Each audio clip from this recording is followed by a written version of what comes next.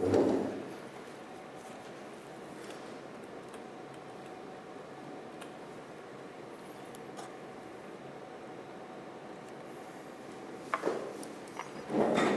ya estamos emitiendo. Vale. Cuando tú quieras. Bueno, buenas tardes y muchas gracias por la asistencia, muchas gracias por la invitación a estas jornadas sobre cine y derecho que organiza la Universidad Carlos III, la editorial Tirant lo Blanc, la colección Cine y Derecho. Es para mí un honor y también un reto colarme en estas sesiones. He visto las anteriores y la verdad que son rigurosas, son inteligentes y yo espero que con el planteamiento que haga esta tarde pues estará a la altura. Debo decir, en primer lugar, que parto de estudios, lo que se llaman estudios culturales, de las reflexiones o análisis en torno a productos culturales que nos ofrecen una determinada imagen del pasado, de pasado traumático, y es a partir de aquí donde en su momento el profesor Fernando Flores y el profesor Javier de Lucas me invitaron a participar en la colección de Tirant lo Blanc, Cine y Derecho, a propósito del caso Unamuno y a propósito de la película de Alejandro Amenábar. Esta tarde quería presentar parte de ese trabajo y abrir unas vías de reflexión que irán desde la propia película al campo de la memoria en su conjunto. Y eso abarca, por supuesto, a los productos culturales de la memoria, cine, literatura principalmente, pero también ámbitos que provocan todavía, suscitan mucho debate hoy en día, desde el ámbito historiográfico, desde el ámbito político, incluso el ámbito social, como veremos. Espero dejar algunas preguntas y algunas polémicas, por supuesto, para que en determinado momento, luego de la charla, podamos continuar dialogando. Quisiera dividir esta presentación, esta conferencia, en 4 partes. En primer lugar, me gustaría hablar de la cultura de la memoria que se fragua en España a partir de la recuperación de la democracia, especialmente en los años 70, 80, 90, el interés por la guerra civil, esos nuevos tiempos, de qué manera fraguaron determinada cultura de la memoria y qué tipo de productos culturales se produjeron entonces al calor de ese ambiente memorialístico muy particular. En segundo lugar, quisiera explorar algunos de los problemas que esas ficciones o esas evocaciones del pasado traumático despiertan a nivel ontológico, a nivel epistemológico, a nivel deontológico, y acudir a algunos ejemplos muy conocidos como La lista de Schindler o La vida es bella, porque creo que concentran buena parte del espíritu de la recuperación de la memoria en determinada dirección, ¿no? Y a partir de ahí plantear una serie de problemas para contrastarlo con lo que vendrá a partir de los años 2000 y la cultura de la memoria que se desarrollará en el nuevo milenio, ¿no? A partir de un fenómeno internacional, un fenómeno global de la memoria, una serie de avances en el campo del derecho, fundamentalmente del derecho, de la indagación judicial también, y cómo eso contribuye a cambiar la cultura de la memoria en España, mediante movimientos también cívicos, políticos, y qué tipo de ficción se hace a partir de los años 2000, ¿no? Y en último lugar, he tomado el caso de Mientras dure la guerra, la película de Alejandro Amenábar, como el último gran producto de la memoria, la última gran película de la memoria, ¿no? En número de espectadores, en repercusión y en discusión, creo que fue así, en el año 2019. Bueno, comenzaré con ese primer punto, la cultura de la memoria en los años 70 y 80. Esta presentación está llena de fotografías estupendas, incluso tomadas durante el conflicto, como era el caso, porque en realidad el conflicto, la guerra civil, la posterior represión, los años de dictadura suscitaron, y en concreto estoy hablando del conflicto bélico, despertaron un relato de manera inmediata. Hay una profusión de relatos sobre la guerra civil desde la propia generación de los testigos.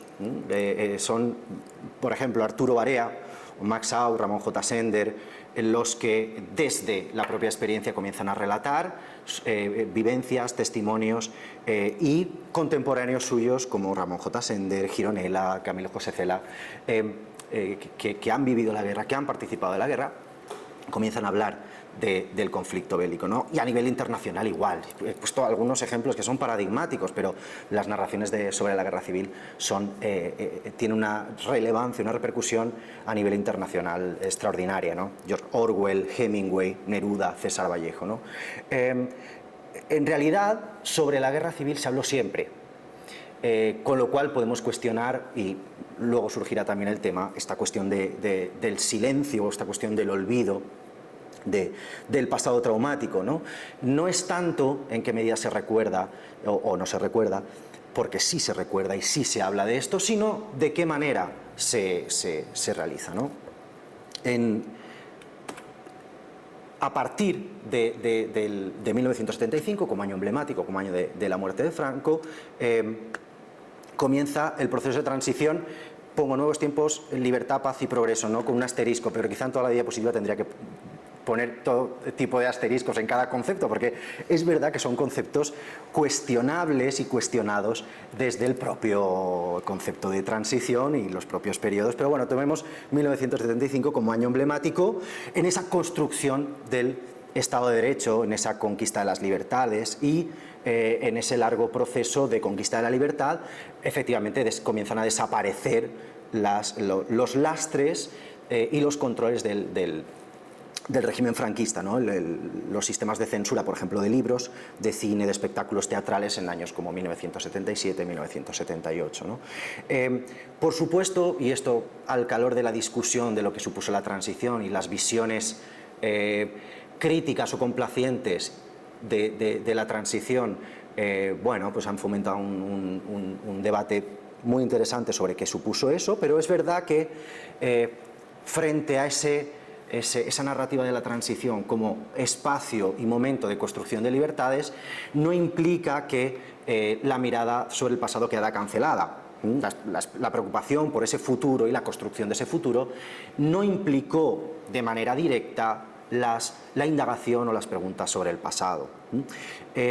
Surgieron en su momento, y en debates parlamentarios ha sido muy estudiado, ideas de reconciliación, ideas de consenso, que hoy en día ese discurso crítico de la transición pone en cuestión, también de manera legítima, pero en ese momento, y quiero recordar que la idea de reconciliación, por ejemplo, o la ley de amnistía fueron realmente conquistas de la izquierda, y fueron conquistas del Partido Comunista, de los partidos nacionalistas periféricos, etc., ¿no? En el campo de la memoria es cierto que hubo alguna serie de iniciativas, legislativas, como la Ley 18/1984 o la Ley 37/1984, de reconocimiento de alguna serie de derechos para determinadas víctimas de la dictadura, presos y demás, pero podemos hablar de un tiempo de insuficiencia en las políticas públicas de la memoria. Pese a la desaparición de la censura, las rémoras del franquismo fueron muchísimas. En ese proceso de transición, en esa construcción del futuro de España, en esa construcción de la nación moderna, se hizo integrando las inercias y muchas veces los sistemas, los aparatos y las instituciones franquistas, tratando de amoldarlas a esos nuevos tiempos democráticos. Eso hizo que en el campo de la cultura la censura no desapareciera formalmente, pero no desaparecieran sus inercias, ¿no? El caso más emblemático es el crimen de Cuenca, que no se ve pero no se preocupen, el crimen de Cuenca, que es suficientemente conocido, ¿no? En 1979, Pilar Miró ve cómo esta película es secuestrada y no se estrenará hasta 2 años después, ¿no? Pese a tener, en fin, un éxito extraordinario posteriormente. Una menos conocida es esta de aquí. Voy a ver si...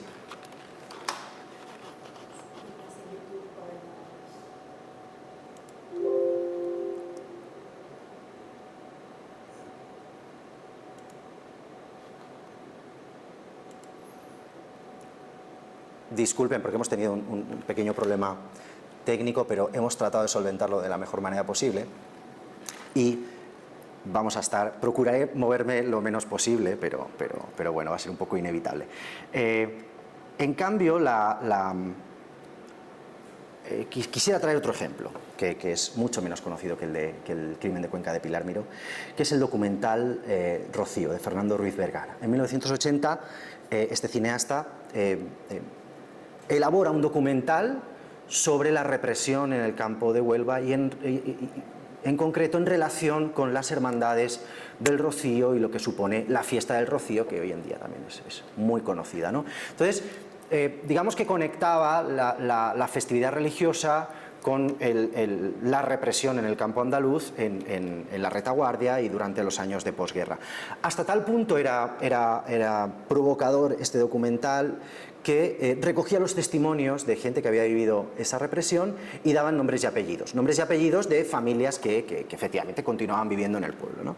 Este documental fue, primero, las salas se negaron a proyectarlo por presiones de la Iglesia y posteriormente fue llevado a proceso judicial y el cineasta fue incluso condenado a pena de prisión, a multa, simplemente porque algunos de los testimonios daban nombres y apellidos de aquellos que habían mandado fusilar, ¿no? Y a pesar de que se demostró que efectivamente habían sido represores,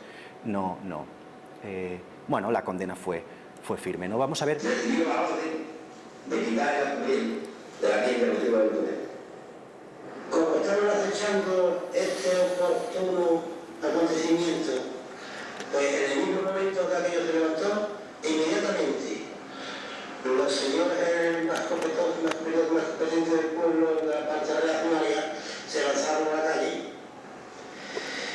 y empezaron a crear grupos y cosas y apuntaban ligas de vivos en los sitios más a propósito para emborrachar a la gente y que los fiscales arrancaban las casas de los que representaban toda la política. Sé que ocurrieron cosas horribles. Dejaron a policía del ayuntamiento de Plaza de acá mamado, el tren. Policía municipal lo denunciaron, lo denunciaron. Mandado por la jerarquía del pueblo. Que ya de antemano sabían lo que iba a ocurrir. Con el recargo de la ley de los días. Estos eran los señores reales. Eran los señores Escobar y eran los señores Ventura Valladolid. Nosotros, más pequeños, unidos a ellos, fomentaron ese escándalo de un evento tan doloroso que se anunció en Figura. Durante el pueblo emborrachado, inculto y fanático, en esa tradición de la señora, la patrona del monte, cometieron toda esa barbaridad. Bueno.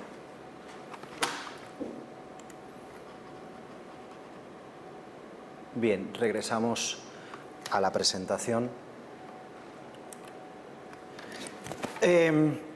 Bueno, ya han visto un par de minutos sobre ese documental que tienen a disposición en YouTube, por si les interesa, con aquellas partes que en su momento fueron censuradas, más problemáticas, y ya ven que en este caso está dando nombres y apellidos de efectivamente la gente que llevó a cabo la represión en el pueblo, ¿no? Claro, podemos preguntarnos, simplemente con estos ejemplos que acaban de salir, ¿no? Frente a ese pacto de olvido, de silencio que muchas veces se otorga la transición, bueno, podemos cuestionar qué quieren decir exactamente con eso, ¿no? Porque en mi opinión y en opinión de otra gente se produce un fenómeno distinto al mero silencio o al mero olvido, ¿no? Que es lo que Ricard Viñes llama la privatización de la memoria, que a mí me parece un concepto bastante eficaz para contar, para explicar exactamente qué cultura de la memoria se fragua en los años 70, 80, 90, ¿no?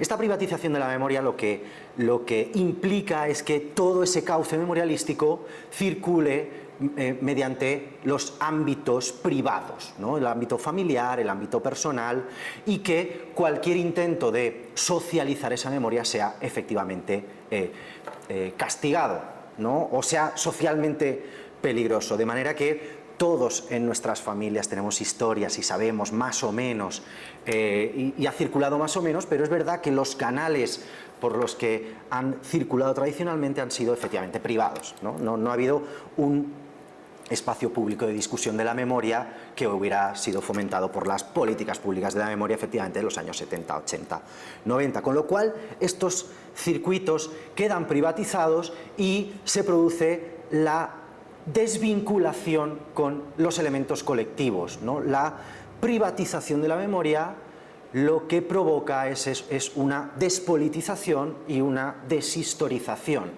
de los relatos sobre el pasado traumático. Con lo cual la guerra civil se convierte en historias míticas, historias familiares, historias de aventuras, historias que a medida que uno indaga también se van repitiendo, ¿no? Pero esto lo que produce es que ese pasado en realidad no sea un pasado histórico, sino se ancle más bien a una idea de mito o de leyenda o de historia y de narración que poco o nada tiene que ver con los elementos históricos, ¿no? Entonces, en ese sentido nos preguntamos, ¿ese tipo de memoria para qué sirve? ¿No? Ese tipo de memoria que va desvinculándose de lo colectivo, que va desvinculándose de lo histórico y de lo político, ¿a qué causa sirve? ¿No? Si es una causa de conocimiento, de justicia o de reparación, ¿no? Y en ese sentido sus insuficiencias son manifiestas.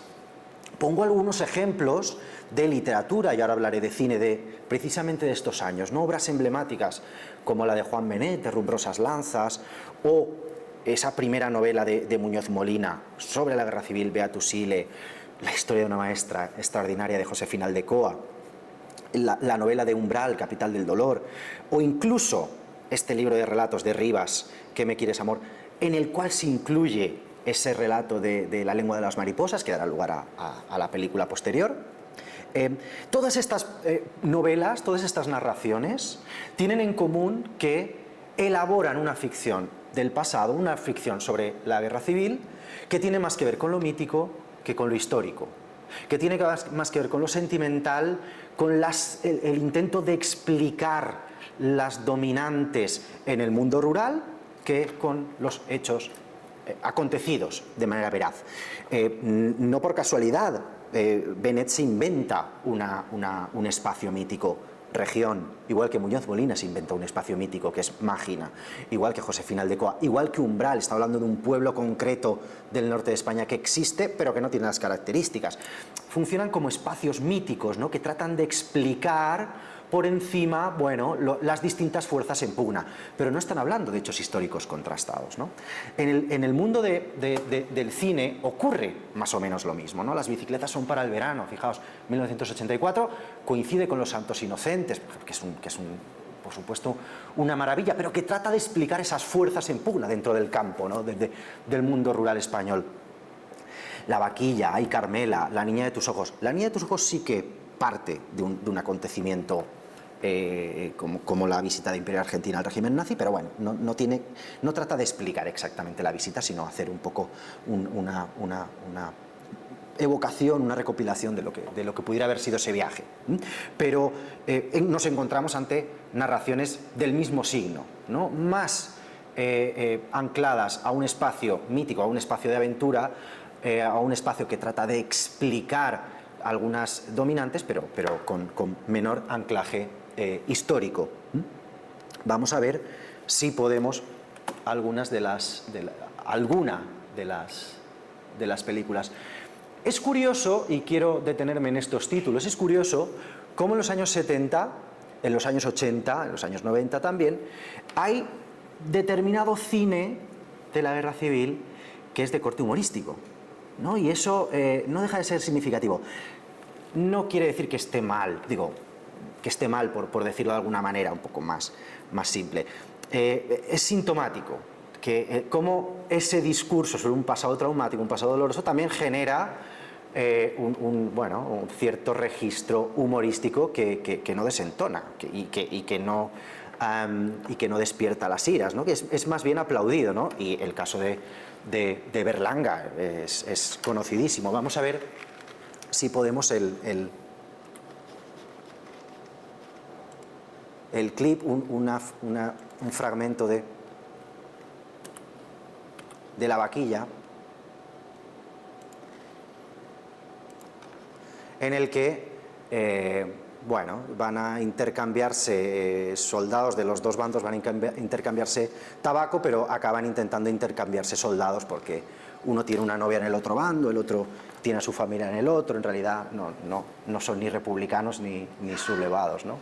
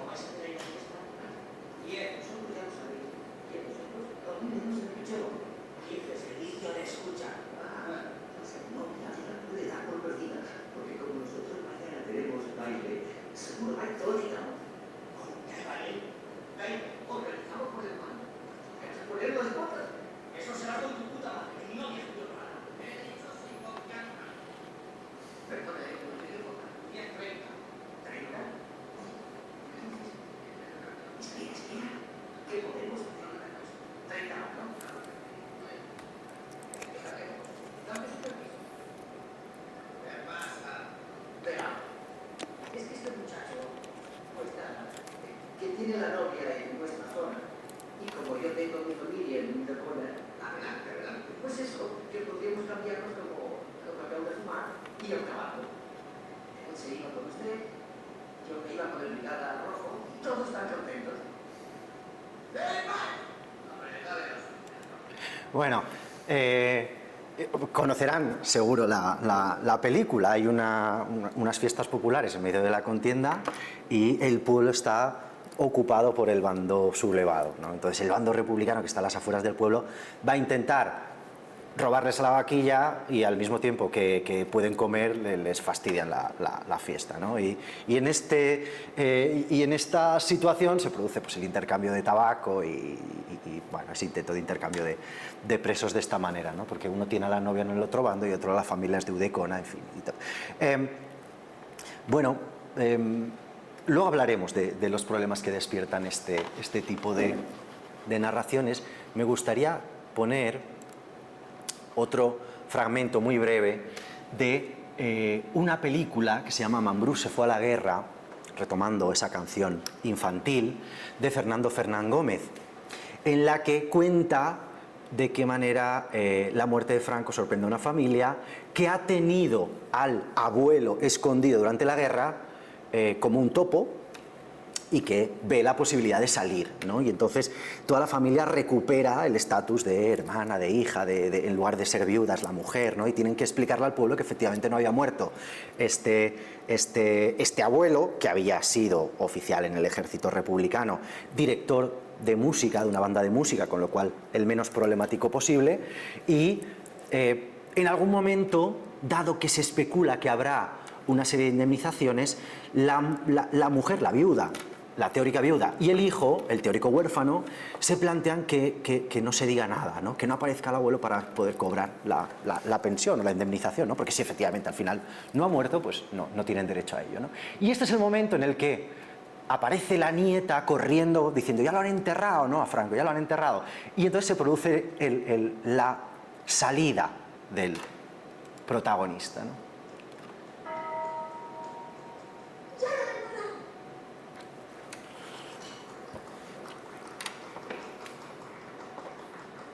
¡Viva!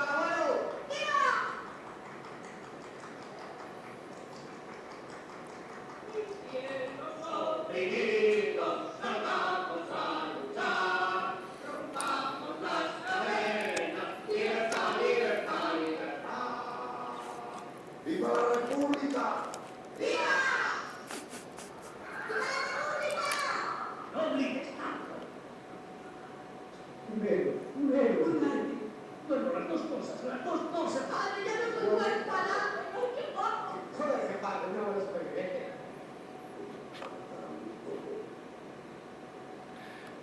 Bueno, es divertida, es un planteamiento muy divertido y además con personajes, con actores y actrices extraordinarios, ¿no?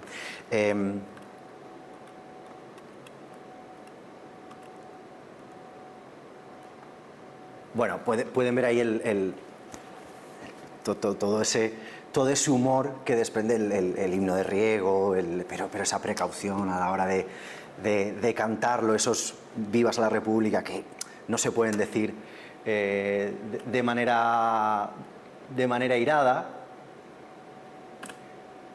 Y no voy a poner el otro clip. Ahora acudiremos a los problemas que despiertan estos, pero sí tenía preparado también un fragmento de La niña de tus ojos, que es quizá la película más conocida, por supuesto la más vista en cine desde 1975, donde, imagino que la habrán visto, se narra la visita de una compañía de cine al régimen nazi, a la Alemania nazi, y para grabar una película de corte folclórico, ¿no? Y entonces parte del atrecho, parte de los extras son prisioneros judíos y gitanos que viven en los campos de concentración y que llevan al set de rodaje para que toquen las palmas, ¿no? Y en algún momento Macarena, Penélope Cruz, bueno, trata de que cojan el ritmo y que palmeen bien y demás. Y dice, bueno, esta gente es muy sosa, ¿no? Y bueno, claro que es sosa, ¿no? Hay un momento en el que se produce una algarabía, los presos son conducidos de nuevo al campo de concentración y Macarena, ¿no? en esa rabia por la injusticia, dice, ¿pero dónde se los llevan, no? Y el personaje que hace de Bonilla dice, no, a Hollywood, no te jode. Es un tipo de humor, por supuesto irreverente, ¿no? Y yo me pregunto hasta qué punto, y retomo el ejemplo de Mambrú se fue a la guerra, conectándolo con La trinchera infinita, que trata exactamente el mismo tema, trata el tema de los topos, ¿no? Y constatamos un registro completamente distinto. Yo me pregunto hasta qué punto, hoy en día, se podría hacer una película en ese tono, ¿no? En el tono en la que se hacía en los años 70 y 80, ¿no? Y eso, bueno, no es que sea ni bueno ni malo, es interesante pensarlo por ahí para ver de qué manera nuestra cultura de la memoria ha limitado o ha abandonado determinados registros que en su momento además funcionaron muy bien para una sociedad como la española que sin duda tenía mucho más presente el conflicto que la actual, ¿no? Esos problemas o esas representaciones sí despiertan problemas éticos y estéticos. Aquí tenemos el fragmento, uno de los fotogramas de La vida es bella, pero también tenemos en fin, el gran ejemplo de la lista de Schindler, ¿no? esa superproducción de Steven Spielberg. Todo relato sobre el pasado nos aboca a tres problemas. El problema ontológico, qué contar en el sentido de qué podemos contar o qué no podemos contar, qué sabemos o qué no sabemos, hasta dónde podemos acceder en el conocimiento, en la indagación sobre el pasado, ¿no? Pero también un problema epistemológico, que es cómo contarlo, ¿no? Con qué tonos, con qué registros, con qué voluntad, conectando con el tercero de los problemas, que es el problema deontológico, ¿no? ¿Qué uso, qué utilización podemos hacer de ese pasado, de esa imagen del pasado?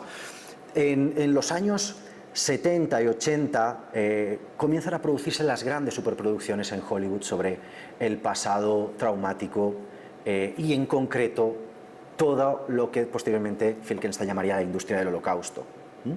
Desde la propia serie Holocausto del año 78 a esas grandes superproducciones de Hollywood, por ejemplo, la lista de Schindler, ¿no? Emblemática de 1993, ganadora de no sé cuántos Oscars, ¿no? Una película verdaderamente impactante en todo el mundo, ¿no? Y que proyectaba no solamente una visión de la Segunda Guerra Mundial y en concreto, la represión de la comunidad judía, sino que generaba un molde para abordar las ficciones sobre el pasado, ¿no?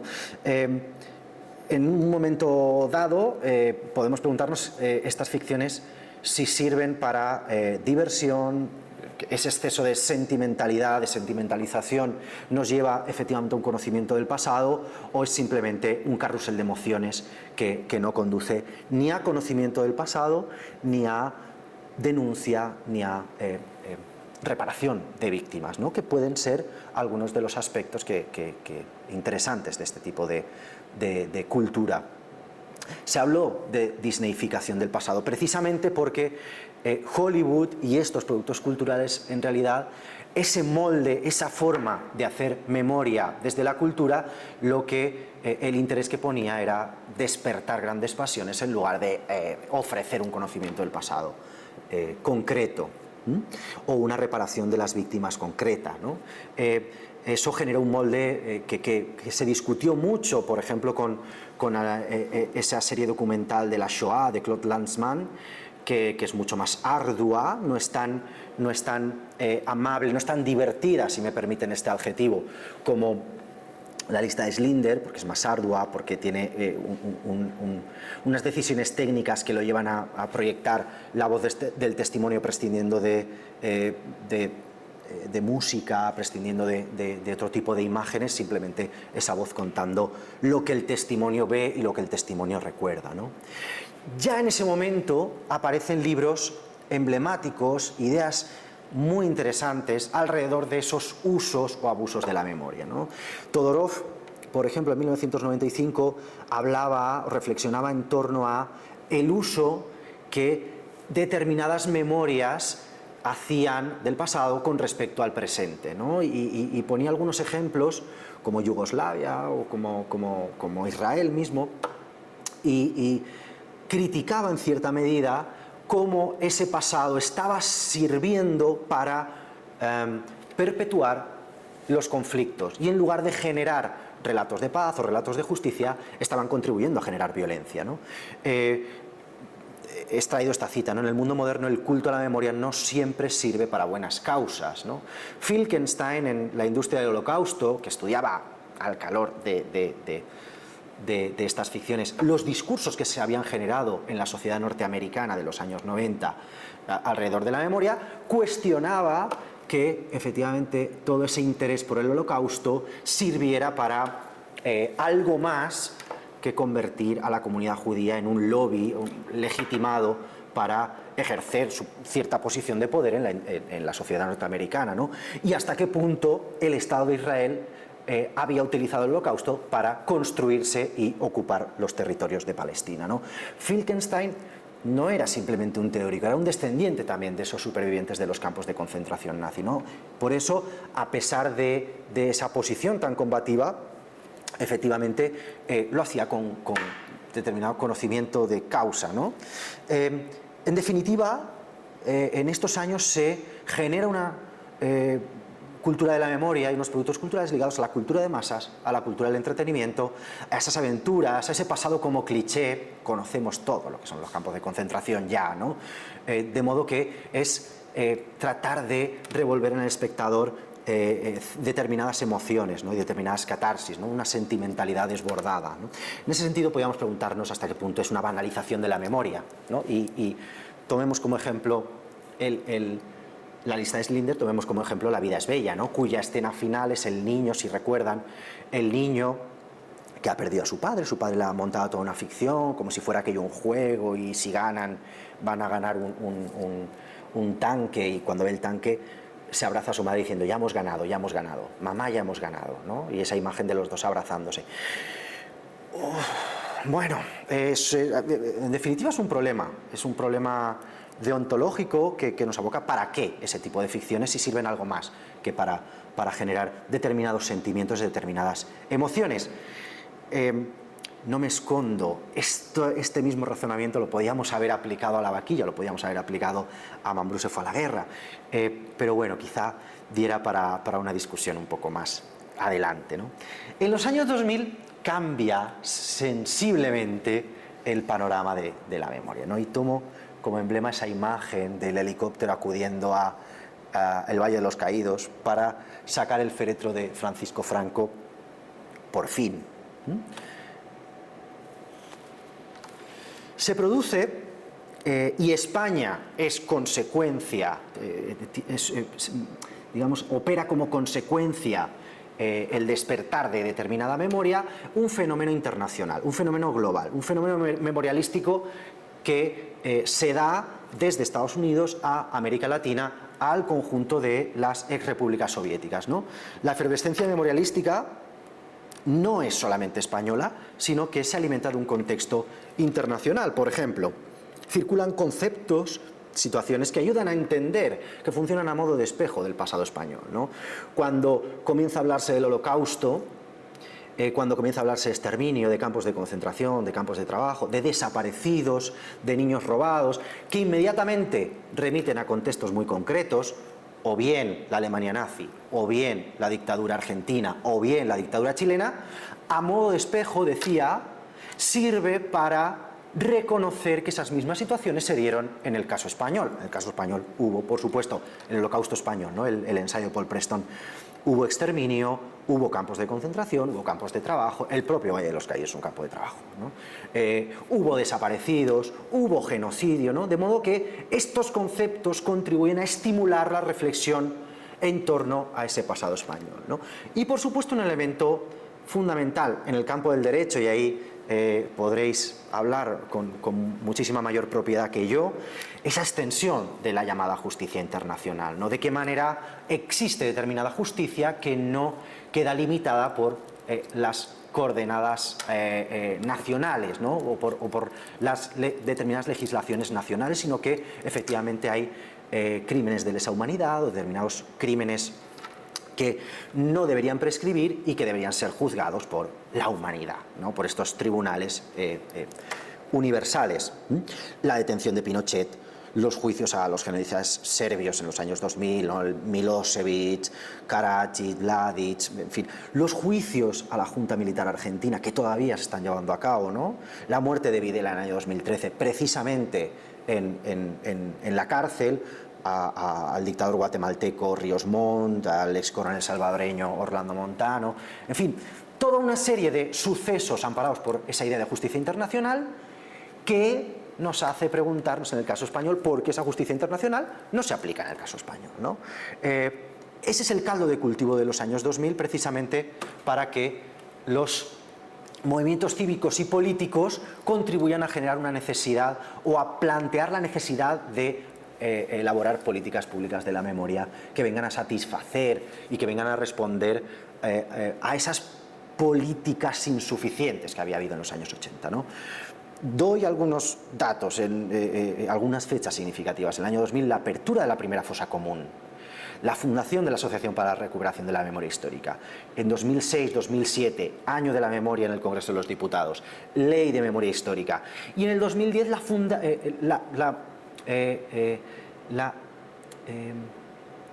implantación o la puesta en marcha de lo que se llamó la querella argentina, ¿no? Que trata o ha tratado de juzgar no solamente los crímenes de la guerra civil, sino los crímenes del franquismo, de torturas, de desaparición, de abusos policiales y demás, con escaso éxito, hay que decirlo también, ¿no? Digamos, esta primera década de los 2000 o este nuevo milenio lo que hace es generar un debate político, social y cultural en España de extraordinaria relevancia, pero que bebe, por supuesto, de ese contexto internacional.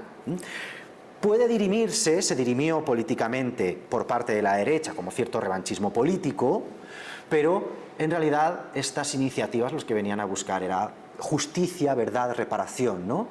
En ese sentido cabe preguntarse la cultura si está alineada con estos reclamos de verdad, justicia y reparación, o si sigue actuando como memoria de consumo y memoria de entretenimiento. El panorama es sensiblemente distinto. Dejo literatura emblemática, ¿no? Javier Cercas, Soldados de Salamina, Dulce Chacón, Alberto Méndez, Benjamín Prado, Ignacio Martínez de Pisón o Almudena Grandes, ¿no? Que tiene esa obra magnífica, enorme y compleja de los episodios nacionales, ¿no? Los episodios sobre la guerra civil. Episodios de una guerra interminable, ¿no?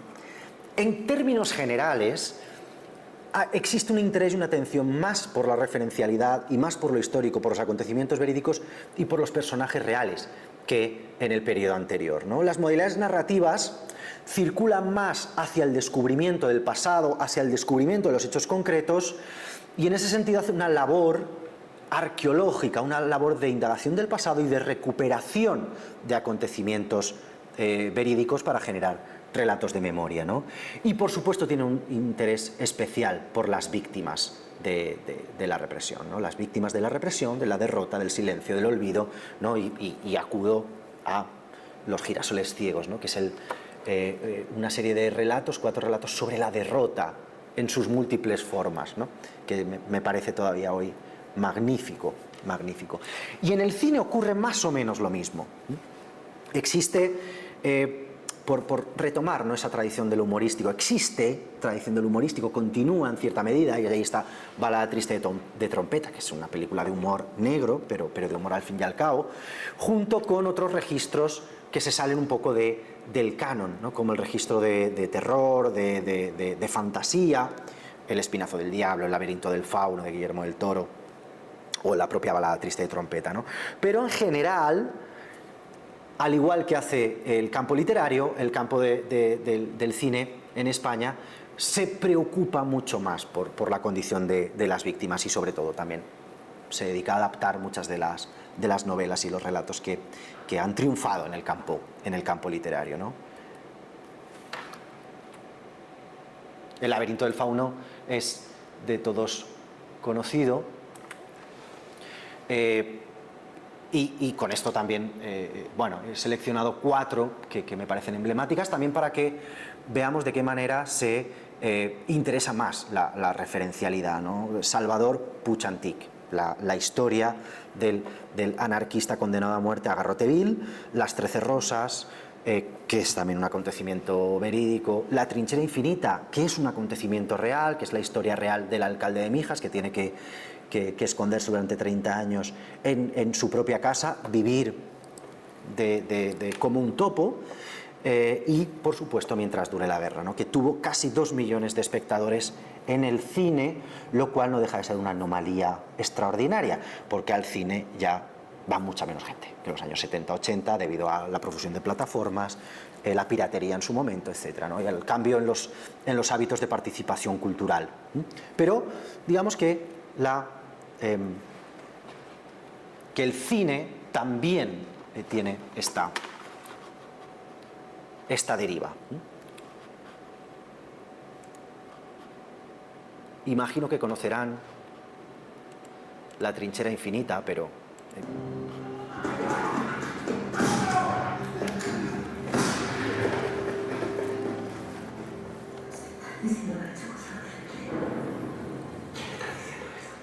No le ha hecho daño nunca a nadie como para hacer una lista, tú nos conoces. Tú podrías decir que ha sido una equivocación.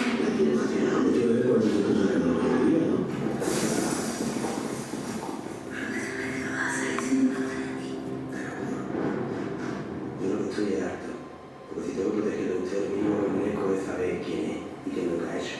No está ni como hombre, ni como padre, ni como mujer, ni como mujer. Lleva toda la vida metiéndome miedo y yo no puedo más. Es muy valiente, Guiño. Hasta para no haberte quitado la vida ha sido valiente. Puede la suya que no me tiene ahí.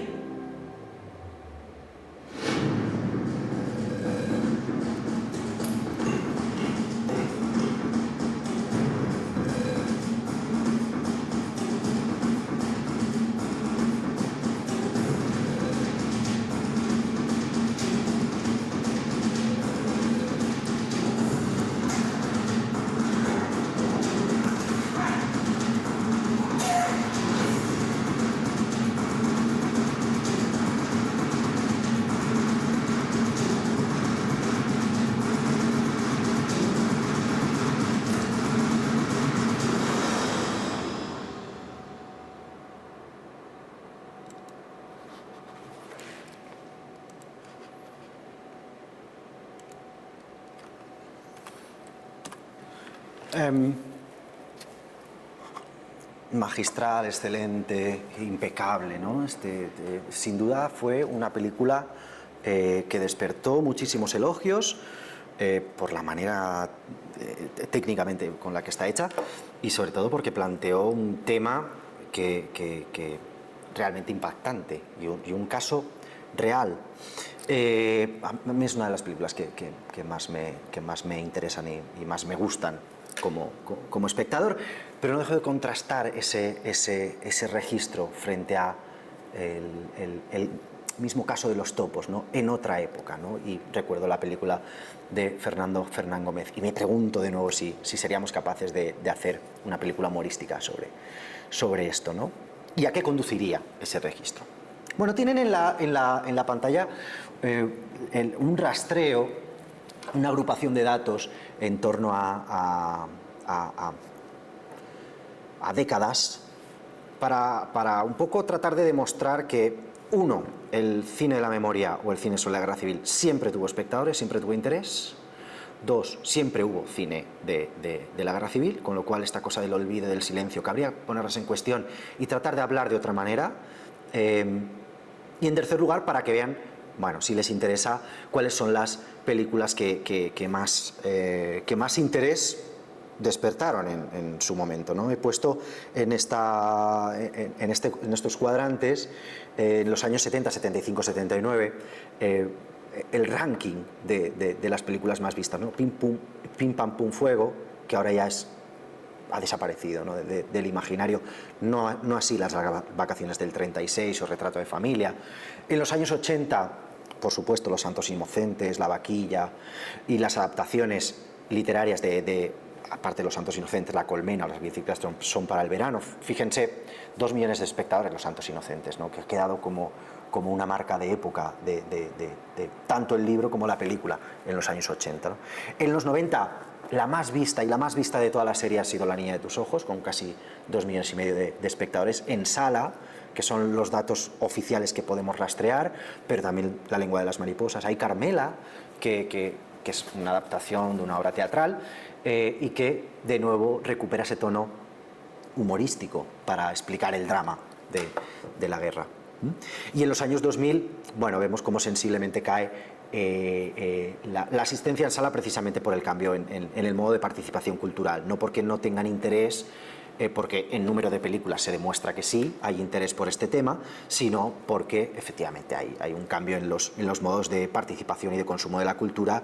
Y el caso del cine, si recuerdan esas polémicas del 2007, 2008, con la ley SINDE, con la Academia del Cine, en fin, tratando de contener esa oleada de piratería, las nuevas plataformas, bueno, estaba cambiando todo ese ecosistema y eso, por supuesto, que afecta a los datos, ¿no? Pero no significa que no haya interés. De hecho, Panegre, ya en esta última década, que llega a ganar el Goya a Mejor Película, si no me equivoco, y que es reconocidísima y muy celebrada, tiene 439.000 espectadores en sala. Y esto lo destaco precisamente para contraponerlo al fenómeno que supuso Mientras dure la guerra, que llegó, como decía, a tener en sala casi 2 millones de espectadores, ¿no? Volviendo a esas cifras prácticamente de los años 70 y 80.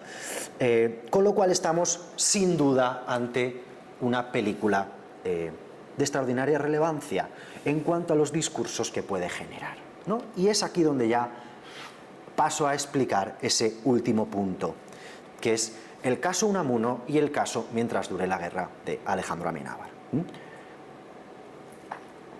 Mientras dure la guerra toma una figura histórica, toma un acontecimiento real y trata de evocarlo mediante los resortes y elementos y herramientas de la ficción, pero de nuevo bebe de todo ese ecosistema, de toda esa cultura de la memoria propia de los años 2000, ¿no? Unamuno, además, es tomado aquí como figura compleja, como figura heterogénea, como figura inclasificable, y en cierto modo lo fue. Y Miguel de Unamuno, yo he puesto aquí algo que me hizo mucha gracia, que para mí es sintomático, ¿no? Vivió 36 años en el siglo XIX y 36 años en el siglo XX. Y es inclasificable, ¿no? En cierto modo, parte de su pensamiento pertenecía al liberalismo del siglo XIX, con lo cual esa modernidad del siglo XX, digamos que le generó polémicas y contradicciones que aparecen reflejadas en la película y que la película trata de resolver, ¿no? Las contradicciones de Unamuno son múltiples, ¿no? Y parte de su valor reside ahí, no lo niego. Fue vasquista pero dejó de serlo, fue socialista pero dejó de serlo también, fue regeneracionista aunque no se identificaba de manera unívoca con los planteamientos conservadores ni progresistas, fue diputado a Cortes Constituyentes de la Segunda República y financió el golpe de Estado contra la Segunda República, y sobre la financiación del golpe de Estado también con muchos asteriscos, porque fue obligado a financiarlo, y esto ha sido escrito, dicho y reafirmado en distintas ocasiones. La película hace eco de ello, pero no se clarifica este hecho, ¿no? Defendió la europeización de España sin caer en la asimilación total de lo extranjero, y defendió la españolización de España, pero de manera muy distinta a esos planteamientos ultramontanos, reaccionarios, ultraconservadores de la España eterna, ¿no? Que en el siglo XIX tienen mucha fuerza y que en el siglo XX todavía sí aspiran a tenerla, y que inspira indudablemente el golpe de Estado de Franco, ¿no? Por abundar en sus contradicciones, fue rector de la Universidad de Salamanca, destituido tanto por Manuel Azaña como Franco, ¿no? Y en ese sentido, podríamos casi, John Juaristi o los Rabaté, que son los grandes conocedores de la figura de Unamuno, hablan de él en términos de personaje muy anclado a posiciones del liberalismo decimonónico, más encuadrado en esa época que en los debates políticos o en las tipologías y clasificaciones políticas de los años 30, ¿no? En ese sentido es inclasificable, es heterodoxo.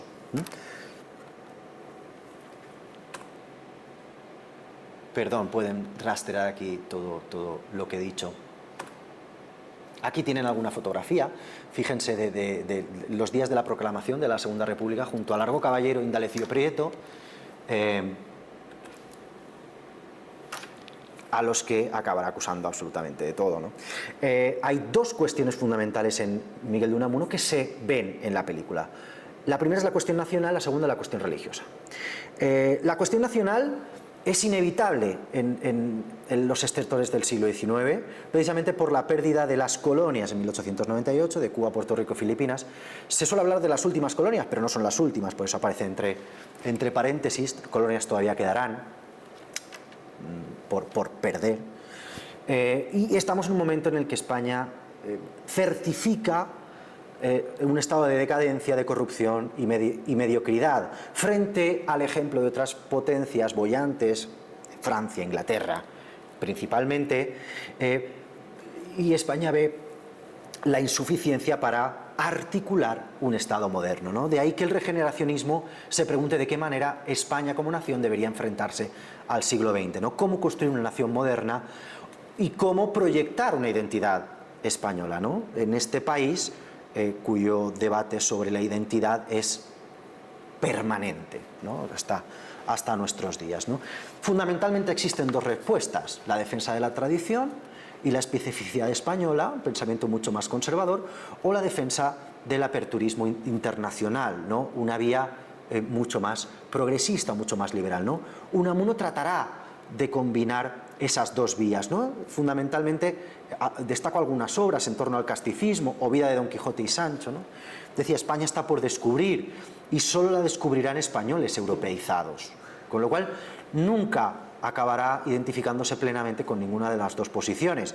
En Vida de Don Quijote y Sancho toma Don Quijote como el gran elemento definitorio de la nación española, cosa que ya se había hecho en el siglo XIX, pese a lo que diría Cervantes, que probablemente se reiría mucho de esta interpretación de su mito quijotesco, como personaje, en fin, idealista, luchador, cuando Cervantes hizo un personaje completamente ridículo para reírse de él, ¿no? Y que se caía muchas veces, le pegaban mucho, pero la interpretación del siglo XIX es todavía la que nosotros mantenemos como propia, ¿no? Dirá, nuestra patria no tendrá agricultura, ni industria, ni comercio, ni habrá aquí caminos que lleven a parte alguna a donde merezca irse, mientras no descubramos nuestro cristianismo el quijotesco. Cristianismo el quijotesco quiere decir no dogmático, quiere decir no católico en el sentido institucional, sino precisamente algo que tiene que ver más con la conciencia y con lo genuino que con lo dogmático.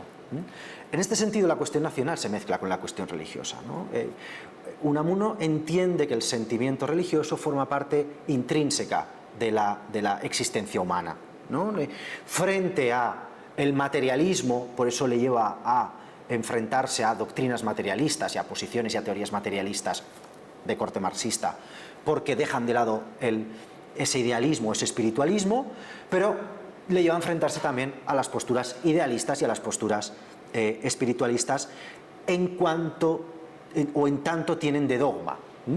Se trata de un sentimiento alejado de la doctrina, ¿no? y intrínsecamente ligado a la experiencia humana, a la propia existencia humana, ¿no? Y eso lo lleva a cuestionamientos personales constantes que se traslucen en obras de ficción o ensayos como la novela Niebla, o del sentimiento trágico de la vida, o la agonía del cristianismo, ¿no? Diferentes textos en los que él trata de explicar y explicarse ese sentimiento religioso que tiene que ver muy poco con la doctrina oficial de la Iglesia, en ese momento, la Iglesia católica, ¿no? En el sentimiento trágico de la vida dice: cuando al fin me muera, si es del todo, no me habré muerto yo, esto es, no me habré dejado morir, sino que me habrá matado el destino humano. Como no llegue a perder la cabeza, o mejor aún que la cabeza, el corazón, yo no dimito de la vida, se me dimitirá de ella, ¿no? Esta lucha por vivir, sobrevivir o pervivir más allá de la muerte, y en ese sentido se debate, ¿no? Este cierto vitalismo, cierto existencialismo en los planteamientos unamunianos. Todo eso aparece en la película, cuestión nacional evidentemente, con todo el trasfondo bélico, pero también la cuestión religiosa, con algunos elementos en los que él se aclama la cruz y vemos el sufrimiento del personaje, ¿no? En Mi religión, en 1907, ¿no? Dice: mi religión es buscar la verdad en la vida y la vida en la verdad, a unas sabiendas de que no he de encontrarlas mientras viva. Mi religión es luchar incesante e incansablemente con el misterio, es luchar con Dios del romper del alba hasta el caer de la noche, como dicen que él luchó con Jacob. No puedo transigir con aquello del inconocible o incognoscible, como escriben los pedantes, ni con aquello del aquí no pasarás. Rechazo el eterno ignorabimus y en todo caso quiero trepar a lo inaccesible. Quiero conocer, quiero descubrir, quiero integrar, quiero buscar la verdad a pesar de que se me dice que es imposible, ¿no? Pero buscar la verdad de manera individual, no de manera dogmática o institucionalizada por los cauces habituales y tan impuestos en la sociedad española en el momento de la Iglesia Católica, ¿no? En ese sentido, claro, ¿por qué Unamuno para hablar de un conflicto colectivo? ¿Qué clase de uso se va a hacer de esa figura, ¿no? Y quisiera destacar 3 escenas claves de toda la película que espero que hayan visto, y si no lo han visto animo a que lo hagan, porque me parece interesante y creo que tiene muchos elementos de discusión, y yo aquí destaco fundamentalmente 3, que no están ordenados de manera cronológica, ni siquiera están ordenados por el personaje, pero me va a servir para dejar la conferencia en cierto punto que pueda estimular el debate y, por lo tanto, bueno, para aquellos que no hayan visto la película, no, ni desvelo ni estoy fusilando el relato, sino que acudo a elementos que me interesarán para discutir posteriormente. En primer lugar,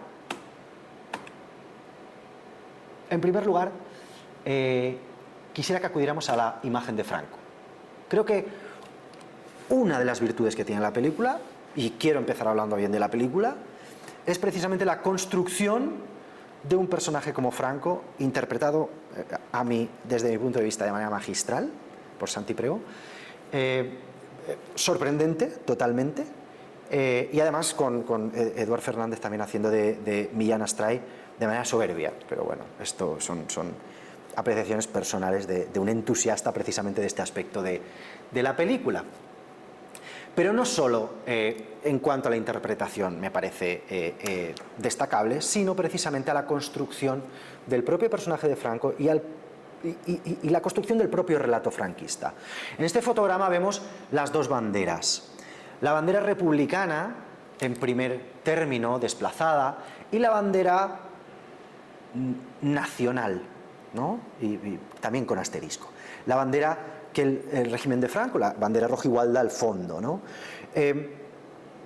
A lo largo de la película asistimos a la construcción del franquismo, a la construcción del relato franquista y a la construcción y al cambio de toda la simbología de la bandera, la simbología del himno, el cambio de himno, la simbología de los mitos de la nación, precisamente en una escena donde Franco está paseando con el arzobispo de Salamanca, Pleideniel, y observando los frescos de la catedral, he dicho la universidad, perdón, de la catedral de Salamanca, observa la figura del Cid, un caballero español, un buen cristiano, observa las figuras de las cruzadas, y es ahí donde él va tomando elementos que alimentarán la retórica, efectivamente, del primer franquismo, ¿no? Toda esta idea de cruzada nacional, de salvación de Occidente, con esas imágenes de reconquista de la España, de la esencia española, etc., ¿no?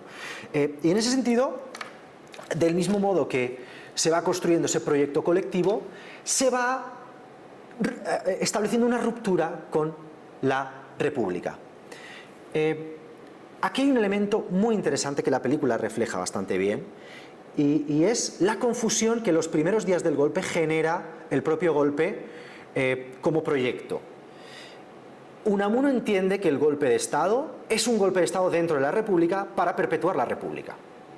De hecho, y esto está contrastado, las primeras alocuciones y los primeros partes de guerra acaban con vivas a la República, ¿no?, por parte del ejército sublevado.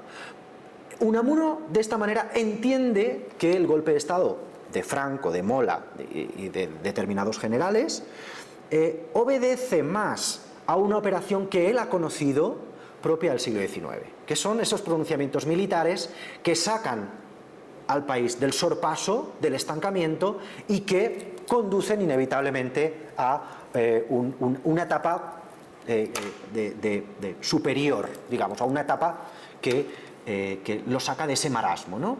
Y Unamuno, y así se refleja en la película, entiende que ese golpe de Estado servirá para proteger a la República, ¿no? Con lo cual es una paradoja, pero no deja de ser un elemento cierto.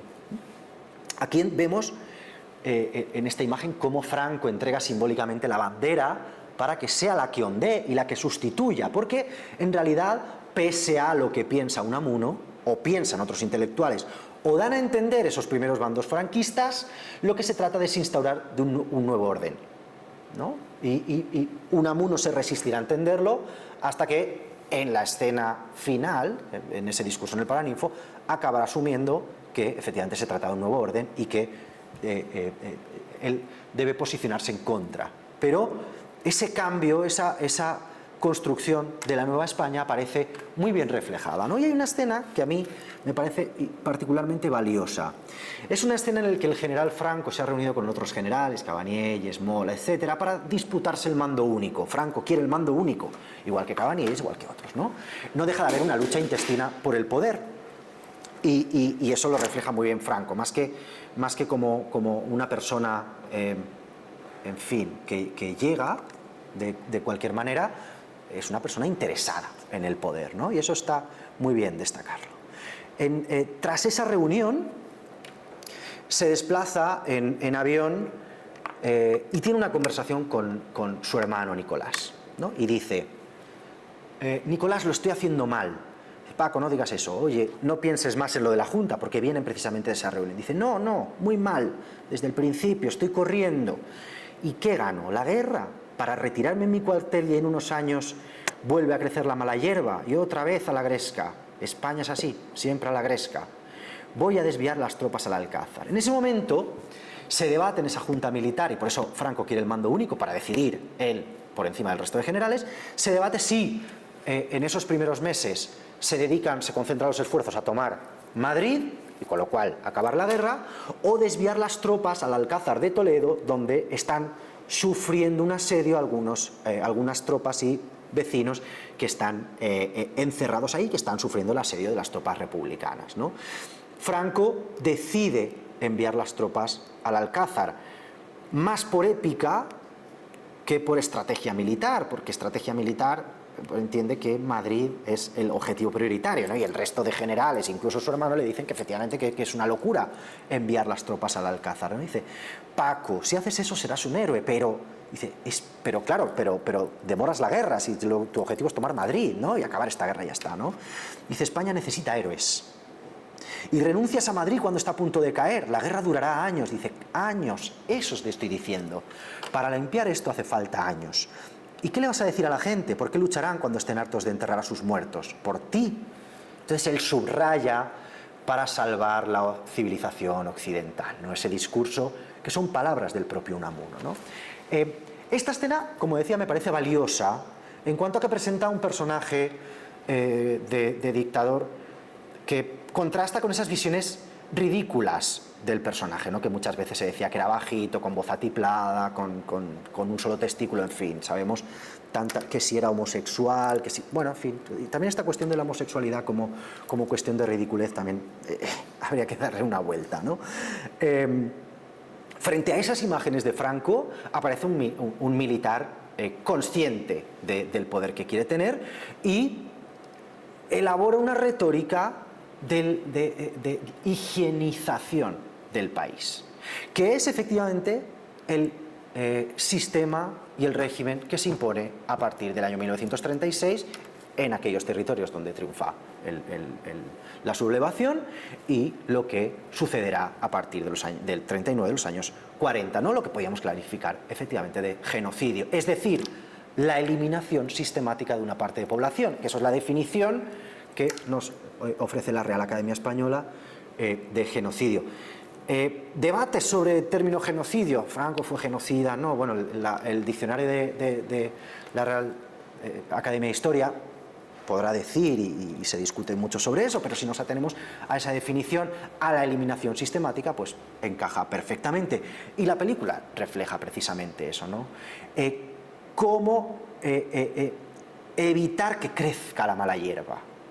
Y esto, además, se pone en relación con las teorías eugenésicas, con los proyectos científicos y los proyectos o la gestión a nivel legal y a nivel punitivo que se hizo de los vencidos, de los rojos, ¿no? Tanto de los hombres que lucharon como de las mujeres que también lucharon o que sufrieron la persecución y la condena precisamente por su condición de rojas, como sus hijos, ¿no? Y bueno, ahí esa retórica de la higienización está en la película y creo que es interesante, al igual que es interesante esa construcción del franquismo como proyecto integrador de determinadas ideologías y determinados símbolos, pero que no se adscribe a una única ideología, ¿no? Es una ideología fundamentalmente de las altas clases,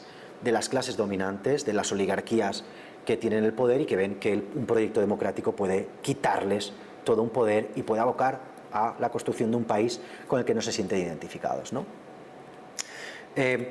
La construcción de la mitología y la retórica franquista, la cruzada nacional, el Cid, España como iluminadora del orbe, la España eterna, el mito de la España imperial que tanto interés y fascinación había despertado en el siglo XIX, ¿no?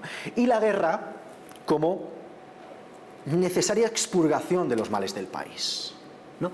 Esta idea de la guerra como necesaria expurgación de los males del país será el propio franquismo el que la suplante por una idea de guerra no en términos positivos, sino en términos de inevitabilidad, ¿no? En determinado momento, a partir de los años 50 y 60, cuando España quiere entrar en la órbita internacional, comienzan a aparecer discursos y productos culturales que hablan de la guerra civil como guerra inevitable, ¿no? Como, bueno, un país que está siempre a la gresca, ¿no? Y esa es un poco la imagen que todavía hoy se nos ha planteado hasta nuestros días. Quiero poner, ya queda muy poquito lo que tengo para decirles, pero sí quiero aprovechar para poner al menos el discurso de Miguel de Unamuno en la película, que es la segunda escena que quería comentarles. Escuchar insultos contra catalanes vascos llamándoles el cáncer y la España. Pero, por lo tanto, podrían decir ellos de nosotros, la antipatria no existe. Todos somos españoles. Y todos debemos luchar juntos. Sin unos y otros, España quedará mutilada. Puerta y marca, como general, que ya está encima de y aquí está el señor obispo, que le gusta, ¿no? Es catalán. Y que bien debiera enseñar a algunos un poco de doctrina cristiana, que al parecer desconocéis. Yo, por mi parte, que soy vasco, no tengo ningún inconveniente en seguiros enseñando el castellano, que también desconozco.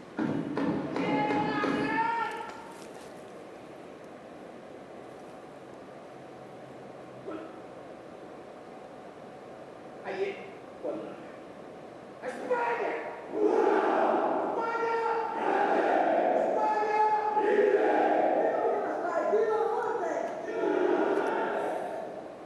¡Viva la muerte!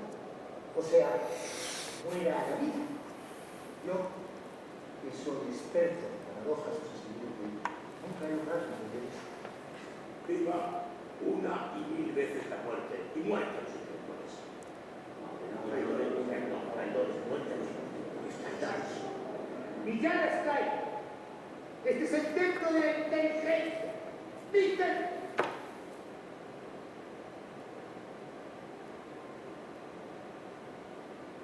Vencer no es vencer. Conquistar no es convencer.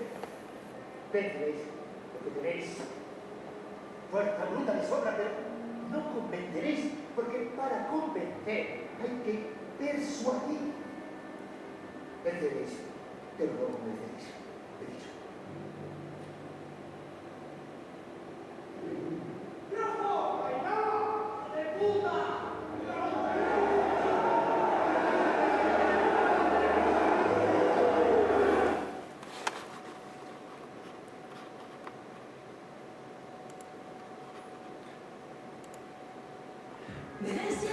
Ay, ¡Ayúdanos! ¡Porque su mundo se congela!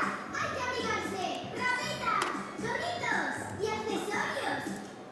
perdón por esta intromisión. Voy a cerrar ya esto y así no tenemos ningún sobresalto más.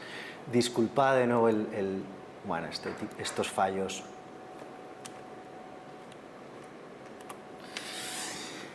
Estas malas pasadas de la tecnología, pero no pensamos que teníamos integrados los vídeos en la presentación, pero hemos tenido que ir cambiando, así que disculpas. Bueno, es la segunda escena de la que quería hablar de la película, es la escena casi final, ¿no? La escena emblemática en la que Amenábar y reconstruye el discurso que dio el 12 de octubre de 1936 en el Paraninfo de la Universidad de Salamanca, el propio Miguel de Unamuno. Bueno, no hay un discurso como tal, sino reconstrucciones en base a testimonios y en base a las notas que el propio Unamuno tomó y que conserva el museo, en la Casa Museo de Miguel de Unamuno en Salamanca. Y entre otras cosas, esto sí coinciden los testimonios, dice esta serie de ideas emblemáticas, ¿no? Me equivoqué, fascismo y bolchevismo, las dos caras de una misma enfermedad mental, esto es una guerra incivil, esto es un suicidio colectivo, la antipatria no existe, venceréis, pero no convenceréis, o vencer no es convencer, ustedes vencerán porque tienen fuerza bruta, pero no convenceréis, ¿no? Que se ha quedado como el leitmotiv de esa idea de Miguel de Unamuno frente a la barbarie, ¿no? Frente a la barbarie fascista. Efectivamente, es una de las escenas finales de la película donde Miguel de Unamuno, tras ese proceso de conocimiento y asunción de lo que significó el golpe de Estado, tras la desaparición y muerte de su amigo Atilano Coco, de su amigo Salvador Vila, de Federico García Lorca, advierte que efectivamente se encuentra ante una suplantación del régimen, no ante un golpe de Estado que va a mejorar a la Segunda República, sino precisamente a la construcción de un Estado fascista, ¿no? Entonces, es una escena en la que, de manera sentimental, ¿no? Se pone en valor esa virtud del intelectual frente al poder, frente a la barbarie, ¿no? Frente a un Villanastray que es incapaz de articular un discurso coherente más allá de las 2 o 3 consignas que tiene, ¿no? Con lo cual el contraste es extraordinario, ¿no? y en ese sentido se refleja muy bien la brutalidad y la mediocridad y la crueldad del régimen franquista frente a esos intelectuales que en un momento dado pueden decir una palabra en contra de ese régimen y son brutalmente aplastados, ¿no? Es una confesión, es una acusación pública y muchas veces, y en esta película, se lee a Unamuno a partir de esta imagen, ¿no? Esta imagen que es, permítaseme, la menos problemática de la película, ¿no? Porque el espectador está obviamente de su parte, ¿no? A la escena tanto de la película como vital yo no le quito por supuesto ningún mérito, ¿no? Y hay imágenes que demuestran, bueno, la salida de Unamuno de este acto, la soledad en la que vivirá el resto de sus días, desde el 12 de octubre hasta el 31 de diciembre de ese año en que morirá en su casa, custodiado por miembros de Falange, vigilado policialmente por si en algún momento trataba de exiliarse vía Portugal, cosa que nunca hizo. Hay alguna teoría no demostrada que dicen que fue asesinado. Bueno, hay un documental también del año 2020, Palabras para este mundo, y un libro, La doble muerte de Unamuno, en la que se insinúa, no se llega a demostrar que fuera asesinado, pero bueno, es otra de las teorías. El caso es que es un intelectual abocado al silencio, a la condena, pese a haber contribuido al menos retóricamente al triunfo del golpe, ¿no?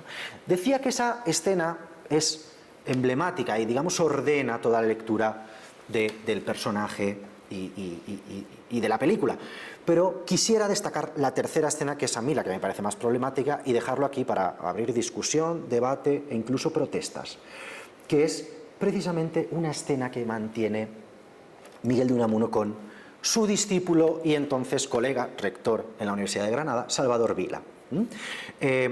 Es una escena en la que los dos marchan fuera de Salamanca paseando y tiene un enfrentamiento dialéctico brutal, ¿no? Porque Salvador Vila es republicano convencido y considera que el golpe militar va a imponer una dictadura fascista, y Miguel de Unamuno le dice que no tiene ni idea y que ustedes los rojos siempre están pensando mal, ¿no? Y siempre ustedes tampoco arreglan muchas cosas, ¿no? Es traído el diálogo que mantienen entre ellos, ¿no? Salvador Vila le dice: ya, bueno, Miguel, ¿a usted quién le entiende? Mire, usted ha sido vasquista, españolista, marxista, socialista. Dice: bueno, y ahora dicen que fascista, ateo, cristiano, agnóstico. Aclárese, Miguel, que me aclare yo, aclárense ustedes, puñeta, aclárense ustedes, ¿no? Y aquí volvemos a la idea de inclasificabilidad de Miguel de Unamuno, ¿no? Pero inclasificabilidad como valor, que a mí es un poco lo que me chirría. Aquí, en fin, creo que personalmente considero que esa equidistancia en determinados momentos históricos no considero que sea un valor, pero bueno, he adelantado también mi visión. ¿Por qué no le reconoce de una vez el qué? Pues que usted cambia, que hoy piensa una cosa y mañana piensa otra, que se equivoca, que yo me equivoco. Sí, se equivocó con todo esto. Dios apoya a la derecha sin preguntar qué iban a hacer. Se equivocó. Y ustedes, los de izquierda, que nos prometían el oro y el moro mientras nos llevaban al desastre, ¿ustedes no se equivocaron? No, ustedes no se equivocaron nunca. Salvador Vila le dice: los de izquierdas intentamos sacar a España de la Edad Media, la España decrépita que huele a incienso y a sacristía, donde los pobres no tienen más libertad que la de seguir siendo pobres. Bueno, pobres y analfabetos. Dice: chico, a los de izquierdas se os llena la boca hablando de libertades, pero luego bien que tragáis con la dictadura de Stalin. Por favor, en esta república no he visto más que revancha, odio y resentimiento. Revancha, odio y resentimiento. Claro, estas son las imágenes. Este es el texto, disculpen.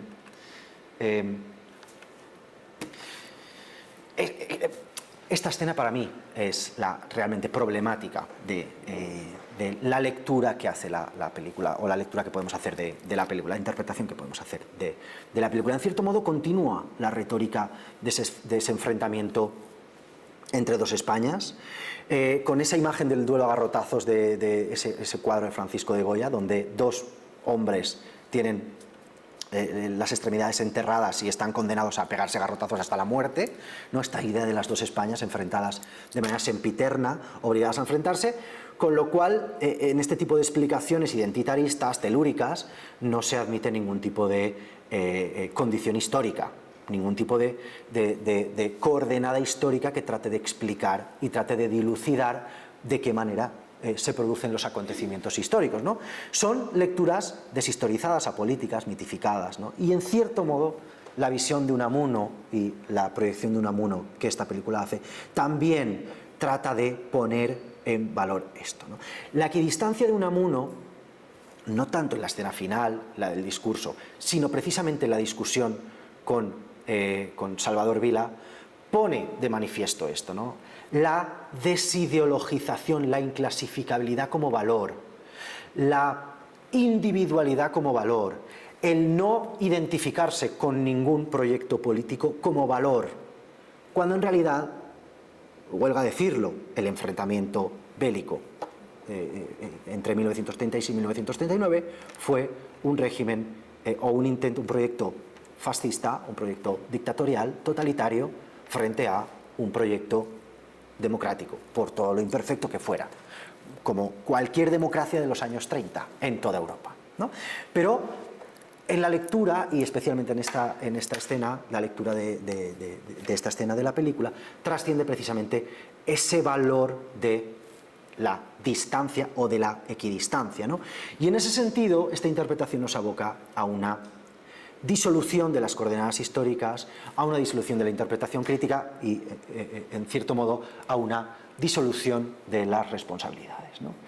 Yo me pregunto si es una postura del personaje de Unamuno o es una posición de Alejandro Amenábar en esta película, ¿no? Precisamente el valor de ese intelectual alejado tanto del fascismo como de la República.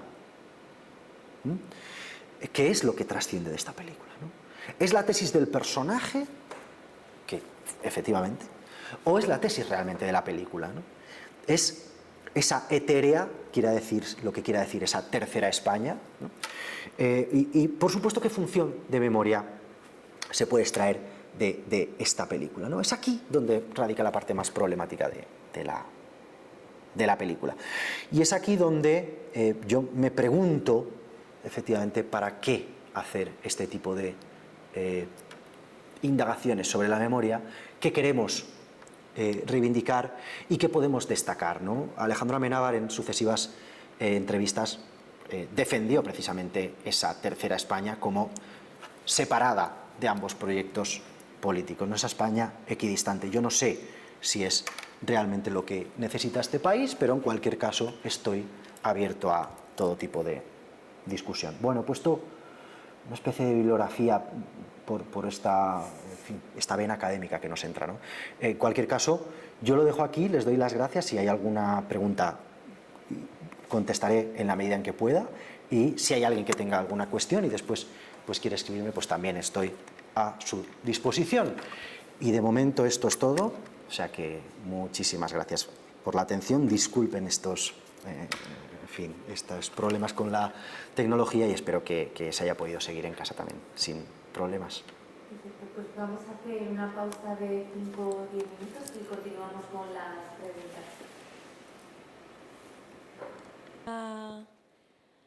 Vamos a plantear algunas de las preguntas que nos han enviado quienes nos están viendo.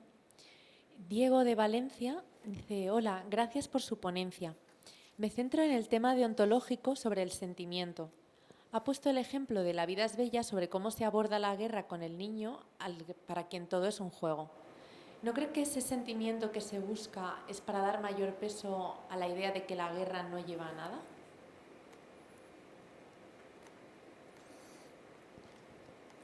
Probablemente, y probablemente una de las tesis de esa película sea el absurdo de la guerra, cierta idea de pacifismo. Sin embargo, defender que la guerra no lleva a nada en el contexto de la Segunda Guerra Mundial me parece muy ingenuo, porque es un terreno siempre resbaladizo. Hay guerras justas y guerras injustas. Y personalmente yo soy pacífico, no sé si soy pacifista, ¿no? Y dilucidar posiciones éticas en términos tan elevados, tan abstractos, y prescindir de las circunstancias históricas nos lleva precisamente a estas soluciones demasiado fáciles. La guerra es injusta, la guerra es nociva, la guerra es absurda, con lo cual no hagamos guerras. Y por lo tanto, nadie hubiera plantado cara a Hitler, por ejemplo, ¿no? Entonces, sí, probablemente sea una de las tesis de La vida es bella, lo que yo no sé hasta qué punto lo podemos compartir. Es decir, claro, estamos en contra de la guerra de Ucrania. Por supuesto, estamos en contra de la guerra de Ucrania. Díganme qué alternativas hay. Muchas gracias. Dayanara de Colombia nos dice: interesante clase, gracias. Me gustaría conocer su opinión particular sobre todas las películas de las que ha comentado. ¿Cuál es la que más le gusta a usted? ¿Cuál cree que es la que más influencia puede tener y por qué? Ah, qué bien. No lo sé, son dos preguntas distintas en realidad. Una la que más me gusta y otra la que más influencia puede tener. De las que más me gustan, sin duda La trinchera infinita es una de ellas y recomiendo vivamente por el tema, por la complejidad de los personajes, tanto de él como de ella, de la mujer, y cómo van cambiando ese tipo de relación en ese encierro. En fin, véanla, como a nivel técnico, porque plantear un guión y rodar una película prácticamente dentro de una casa, dentro de una cueva, es complicadísimo y es de un virtuosismo técnico extraordinario. A mí me gusta mucho esa, me gusta mucho también Los girasoles ciegos, esta cosa que dicen que los libros son mejores que las películas. Bueno, pues probablemente muchas veces y gran parte de ello sea así, pero el libro me parece fascinante, el libro de Alberto Méndez, pero la película también. Y yo creo que el libro con las 4 historias y la película, que no recoge todas las historias, pero sí alguna de ellas, dan buena idea de ese concepto de la derrota en múltiples formas. Desde el que está encerrado y trata de sobrevivir encerrado en casa, hasta aquel que coge la mula y la mujer y se marcha del pueblo para intentar sobrevivir, me parecen fascinantes. ¿Sobre cuál tiene más influencia? Bueno, yo traté de tener algún dato objetivo en base a la visualización y demás. No sé decir cuál tiene más influencia. Sé que todavía cuesta mucho romper ese discurso dominante, ese marco dominante que conceptualiza la guerra civil como enfrentamiento entre dos bandos, y que la guerra civil es mala y que los dos bandos en realidad tienen la misma responsabilidad en ello. Me opongo a pensar de esta manera, pero es verdad que es el marco que impuso el franquismo y que es el marco que en buena medida continúa y que mientras dure la guerra en cierto modo nos refrenda, en cierto modo reafirma, perdón. Muchas gracias.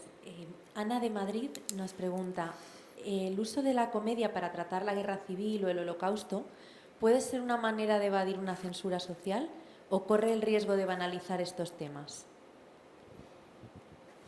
Pues puede ser una manera de evadir la censura. Como decía, la censura formal no existe, pero sí de manera oficiosa, ¿no? No oficial, pero sí oficiosa, como hemos visto en estos casos y como hemos visto como podríamos ver en muchos casos más, ¿no? Hasta el día de hoy. ¿Es una manera de evitar la censura? Sí, pero no solo. Creo que hay una buena parte de gusto por ese registro, tanto por los directores como por el público, y que recibe con gusto ese tipo de ficciones, ese tipo de narraciones humorísticas. No por casualidad, la gran tradición literaria y cultural española es humorística, ¿no? Y esto muchas veces, desde nuestra gravedad de personas de nuestro tiempo, pensamos que lo grave es lo importante y lo destacable, cuando en realidad no. O sea, desde Lazarillo de Tormes, que es una novela para reírse de todas las desgracias, hasta La Celestina, el libro de Buen Amor, El Quijote, la gran tradición española es humorística, ¿no? Hoy parece que es una cuestión menor, ¿no? Pero no es así, forma parte de la cultura de este país, ¿no? En ese sentido, cuando aparecen películas como las de Berlanga o como la de Fernán Gómez o como tantas otras, entroncan con buena parte de esa participación cultural española y se reconocen ese gusto y por eso triunfan, ¿no? La pregunta, y no la eludo, es si en cierto modo lo banalizan, ¿no? Y ahí, claro, es un elemento de discusión en el que yo me debato entre el gusto, porque me gusta mucho La Vaquilla de Berlanga y me río mucho, y Mambrú se fue a la guerra, ¿no? Pero no es una mala pregunta a la hora de guiarnos por la ideología que desprende determinadas películas. Eso no quita para que uno disfrute como viendo La lista de Schindler, ¿no? Si uno quiere llorar mucho, pues va a llorar mucho, ¿no? Y va a producir una catarsis, que eso siempre es sano. Pero siendo consciente de que a nivel de conocimiento tiene sus limitaciones, a nivel de posición política o ética tiene sus limitaciones también, ¿no? Y no es una mala guía. No quiere decir que yo censure las películas de humor, en absoluto, pero no es una mala guía pensar, después de las risas, a qué nos conducen esas risas. José de México dice, qué interesante cátedra, muy buenas intervenciones. Me gustaría saber, ¿cómo la cultura de la memoria afecta a la memoria de las masas frente a la guerra? ¿Cómo la cultura de la guerra afecta a la memoria de las masas? No sé si he entendido la pregunta y en todo caso, si me equivoco, igual la puedo reformular. Creo que los marcos de conocimiento o de reconocimiento del pasado los generan, en cierto modo, las élites que tienen el poder. El marco para leer e interpretar y hablar sobre la guerra civil, es decir, la promoción de determinado relato de la guerra civil en los años 40 y 50, es uno muy concreto, con toda esa retórica y toda esa mitología, propiciado por el poder. El que se produce, es decir, de la cruzada, de la guerra de independencia incluso, ¿no? Se llega a hablar de guerra de independencia. ¿Por qué? Porque es la independencia de España frente a la Unión Soviética o frente a las injerencias de otros estados, de otros proyectos y demás, ¿no? Claro, la guerra de independencia remite, por otro lado, al siglo XIX, a la guerra contra los franceses, a lo español, a tal, esta cosa muy... en fin, que tiene toda esa serie de reminiscencias y de trazas. Bueno, en los años 50-60, por ese aperturismo, no se puede defender la causa higiénica de una guerra civil. Y entonces el propio franquismo, el seno del propio franquismo y las élites culturales, entre ellos Camilo José Cela, quienes, o Gironella, con Los cipreses quieren en Dios, quienes van virando de ese discurso de guerra como conflicto deseable a guerra como conflicto inevitable, ¿no? Para diluir responsabilidades. Bueno, en realidad no se podía evitar, estábamos condenados a enfrentarnos, porque además la Segunda República había sido tan mala, que había un clima de violencia muy extrema, ¿no? Que llevó a esta resolución. España es diferente y siempre Spain is different. Siempre se ha enfrentado a sí misma y, bueno, que si uno abre un poco la mirada en los años 30, cualquier país occidental estaba dirimiendo lo mismo que estaba dirimiendo España. Un proyecto político democrático frente a proyectos políticos totalitarios. Llámese nazismo, llámese comunismo de tipo soviético, etcétera, ¿no? O sea, pero bueno, en España el conflicto llega antes y parece que lo quieren encapsular de manera distinta. Ese marco general, que se propicia en los años 60, 70, durante la transición no se revisa. Y la guerra continúa, en cierta medida, interpretándose de esa manera, ¿no? Hasta el punto de que en el discurso político en España hoy en día todavía a cualquiera que reivindique cuestiones de la memoria, pues tienden a ponerlo en un lado, ¿no? La ley de memoria democrática de este gobierno viene a sustituir o a complementar la ley de memoria histórica. Esta terminología no es banal. El término memoria histórica quedó muy estigmatizado en el 2007, que es cuando se promulga la ley, y ahora se quiere entender como memoria democrática y como patrimonio democrático, es decir, patrimonio de todos los demócratas. ¿Quién no entiende que Miguel Hernández es patrimonio de todos los demócratas, pese a ser víctima del franquismo, o por ser víctima del franquismo? ¿Quién no entiende que Machado lo es también? ¿Quién no entiende que Federico García Lorca lo es también, ¿no? Por eso, quienes pretenden hacer de esto una cuestión partidista y en términos no democracia versus fascismo, pues está contribuyendo a esa banalización de la memoria. Es decir, cuando en Madrid se retiran las placas de Miguel Hernández y los versos de Miguel Hernández porque dicen que son de un lado, pues se está banalizando, evidentemente, ¿no? O cuando, no digo Madrid, y digo en otros lugares de España, cuando se pelean por si un general tiene que estar en un espacio público o no tiene que estar. Bueno, efectivamente, tenemos que, leyéndolo en términos democráticos, Miguel Hernández es de los nuestros. De los nuestros, no de un bando. El término bando también es problemático, no de un bando, sino de nuestro patrimonio democrático, frente a la barbarie fascista, que evidentemente no debería serlo de nadie. No debería serlo de nadie en nuestra democracia. Y sin embargo, punto. Pues muchas gracias. Quería finalizar con una pregunta que ayer en la ponencia de la profesora Aurea Ortiz comentó que sobre series y política, una serie de la Guerra Civil que iba a rodar Movistar Plus ha sido cancelada antes de rodarse. Y bueno, pues se planteó la pregunta, ¿por qué puede ser esto? ¿Es por la narrativa de que se hacen demasiadas pelis de guerra civil, que es una de las críticas que se hace en nuestro cine, pero ¿esto es así o es una frase que nos hemos quedado de eslogan, pero no es verdad? Pues yo también lo quisiera saber, porque no lo sabemos, ¿no? Efectivamente había un proyecto de serie sobre la guerra civil que iba a dirigir Rodrigo Sorogoyen, que es además un director muy reconocido, ha hecho Antidisturbios, ha hecho series muy interesantes y esperábamos con mucho interés precisamente la serie sobre la guerra civil, que ni siquiera se ha llegado a rodar.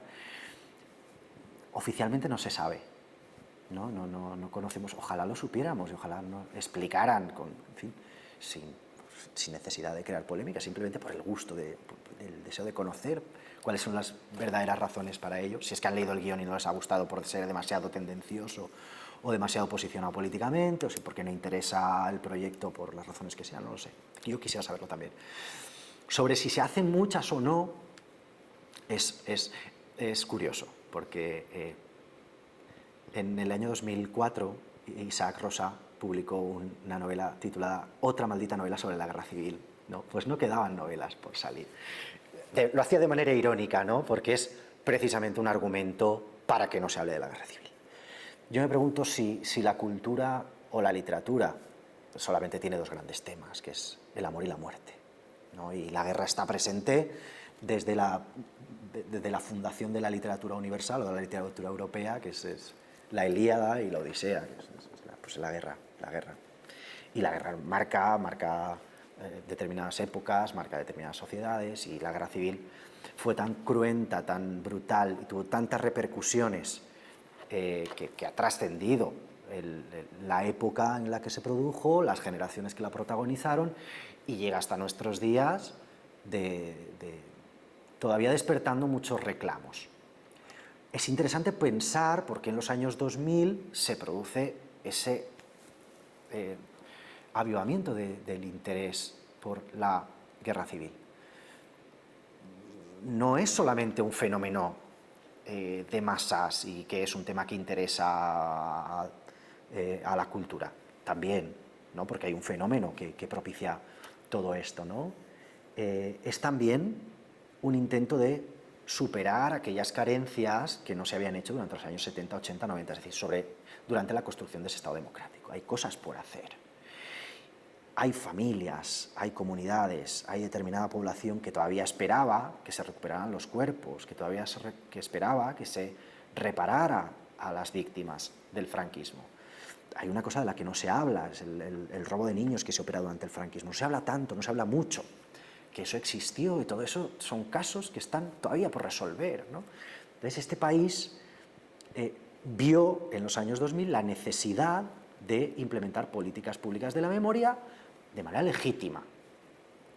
Que eso después haya derivado en un debate de posiciones políticas enfrentadas, sin duda, como sucede en tantos otros debates, ¿no? Ojalá no hubiera sido así, ojalá la derecha de este país hubiera entendido que la memoria también correspondía al patrimonio democrático que ellos podían reivindicar, ¿no? Y que hay gente, o que hubo gente de derechas, familias conservadoras, republicanas y demás, que no eran necesariamente bolcheviques y que la República también era su proyecto político. La República también tuvo gobiernos de derechas, naturalmente, ¿no?